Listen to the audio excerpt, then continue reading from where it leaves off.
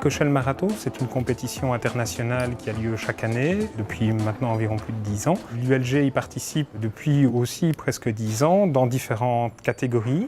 Cette année, nous participons pour la 3e année consécutive dans la catégorie électrique avec un urban concept, c'est-à-dire une voiture qui ressemble un peu plus à une voiture classique, avec une dizaine de personnes qui font partie de l'équipe. Il y a 2 techniciens, des étudiants et des encadrants. Dans ce projet, je m'implique principalement dans la réalisation de toute la partie électrique, donc tout ce qui est câblage du moteur, de tous les auxiliaires, que ce soit les phares, le klaxon ou quelque chose comme ça.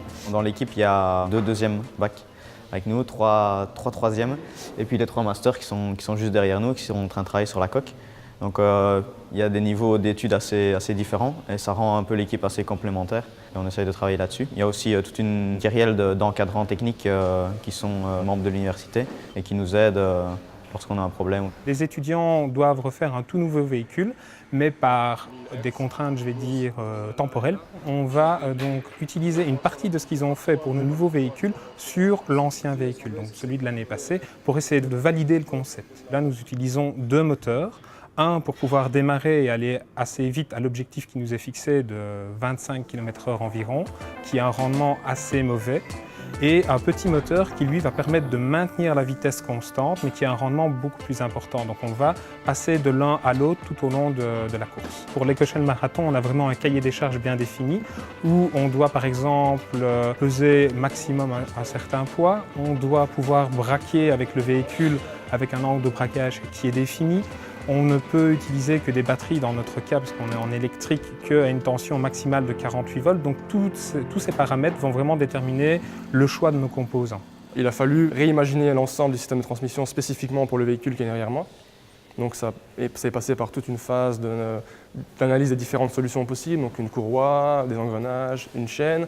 Ensuite, on s'est demandé quel type de moteur DC, moteur synchrone, moteur asynchrone.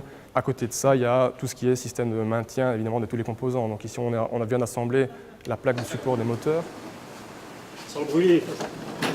Sans bruit. C'est un court-jus ici. Le positif de la petite batterie est allé toucher le carbone et on a eu un court-circuit, mais ça va. On utilise plein de cours, que ce soit de la conception mécanique, des éléments finis, un petit peu aussi de compétences qu'on a acquises, tout ce qui était par exemple établissement d'un cahier des charges. C'est une opportunité unique de vraiment participer à quelque chose qu'on imagine, qu'on conçoit et qu'on réalise.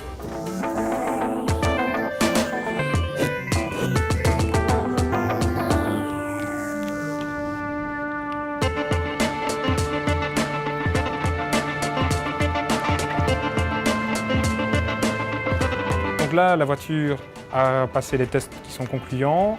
On va partir à environ 8 personnes pendant une semaine pour pouvoir passer d'abord un contrôle technique pour dire qu'on réalise bien tous les règlements qui sont demandés par la compétition.